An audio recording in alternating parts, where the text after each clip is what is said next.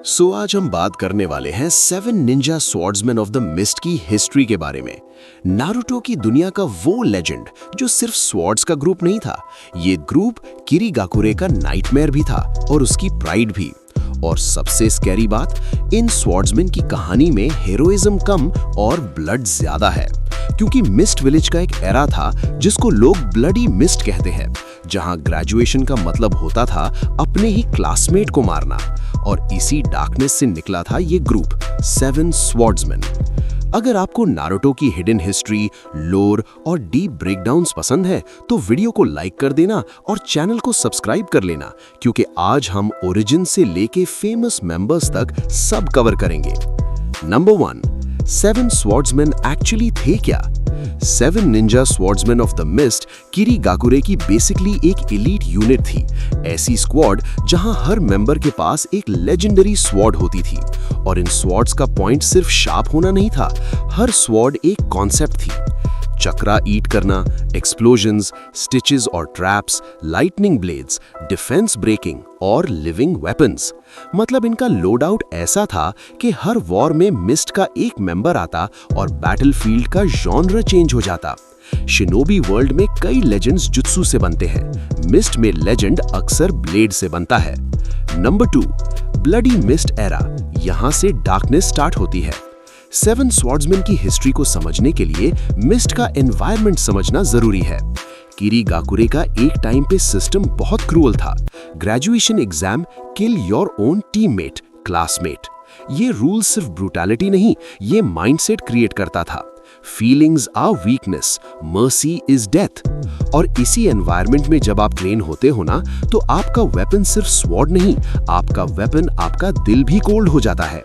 इसी एनवायरनमेंट से ऐसे स्वॉर्ड्समैन निकले जो एफिशिएंट थे, फियरलेस थे और कभी-कभी मर्सीलेस भी।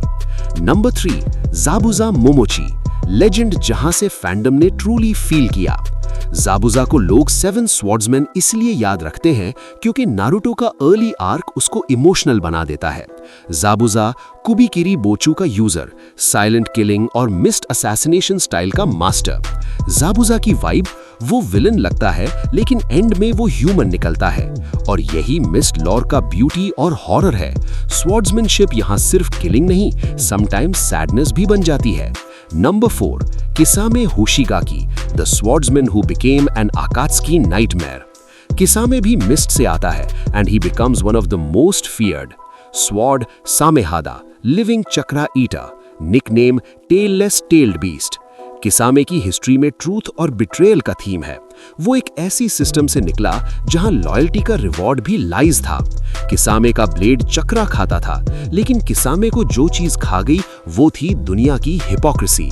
नंबर 5, 7 स्वॉर्ड्समैन का फॉल, लेजेंड्स भी टूटते हैं। ये यूनिट टाइम के साथ स्टेबल नहीं रही क्योंकि मिस्ट की पॉलिटिक्स ब्रूटल थी, पावर स्ट्रगल्स कांस्टेंट थे। कभी मेंबर्स मर गए, कभी बिट्रे हुए, कभी न्यू जनरेशंस आए। इसलिए 7 स्वॉर्ड्समैन एक फिक्स्ड रोस्टर नहीं, ये एक टाइटल बन गया। और इस टाइटल का कर्स ये है कि जिस दिन आप स्वॉर्ड उठाते हो उस दिन आप टारगेट भी बन जाते हो। नंबर 6, वॉर आर्क में रिवाइवल, एडो टेंसेई 7 स्वॉर्ड्समैन। 4th ग्रेट वॉर में काबुतो ने कुछ स्वॉर्ड्समैन को एडो टेंसेई से रिवाइव किया और यहां से फैंडम को फुल सेट का आइडिया मिलता है। Famous revived members, anime portrayal, Jinpachi Munashi Shibuki, explosive blade, Kushimaru Kuriarare, Nuibari, needle and wire, Ameyuri Ringo, Kiba, lightning blades, Jinin Akebino, Kabutowari, hammer and axe, Chojuro Hiramekarei, chakra shaped blade, alive not Edo, fights them. यहाँ पे war arc का emotional moment ये है कि चोजुरो जैसे new generation shinobi को पुराने demons का सामना करना पड़ता है। जैसे मिस्ट अपना पास्ट बरी नहीं कर सकती, उसको फेस करना पड़ता है। नंबर 7, न्यू मिस्ट एरा, चोजुरो और रिस्पेक्टफुल स्वॉर्ड्समैन। चोजुरो की इंपॉर्टेंस यहीं पे आती है। ही रिप्रेजेंट्स ब्लडी मिस्ट से बाहर निकलना, स्वॉर्ड को टेरर नहीं ड्यूटी बनाना और मिस्ट को सिविलाइज्ड फ्यूचर की तरफ ले जाना। ये शिफ्ट बहुत मीनिंगफुल है क्योंकि नारुतो का मेन मैसेज भी साइकिल ऑफ हेट्रेड को ब्रेक करना है। 7 स्वॉर्ड्समैन का फ्यूचर तभी पॉसिबल था जब मिस्ट का पास्ट एंड होता। Number 8, the real legacy, swords नहीं माइंडसेट। सेवन निंजा स्वॉर्ड्समैन की लेगेसी सिर्फ वेपन्स नहीं, ये एक मैसेज है। जहां सिस्टम ब्रूटल हो वहां लेजेंड्स भी ब्रूटल बन जाते हैं, और जब सिस्टम चेंज हो तो वही लेजेंड एक सिंबल बन सकता है, फियर का भी और रिफॉर्म का भी। Final emotional summary, seven swordsman की स्टोरी शिनोबी वर्ल्ड का डार्क मिरर है। ये दिखाती है कि टैलेंट जब क्रूएल्टी के साथ मिक्स हो जाए तो लेजेंड बन जाता है, लेकिन उस लेजेंड के पीछे अक्सर एक विलेज का ट्रॉमा छिपा होता है। अब आप बताओ, आपका फेवरेट मिस्ट स्वॉर्ड कौन सा है? सामेहादा, एक्सिक्यूशनर्स ब्लेड या कीबा? कमेंट में लिखो। और अगर आपको ऐसी और नारुतो हिस्ट्री एक्सप्लेन्ड वीडियोस चाहिए तो वीडियो को लाइक कर दो और चैनल को सब्सक्राइब कर लो।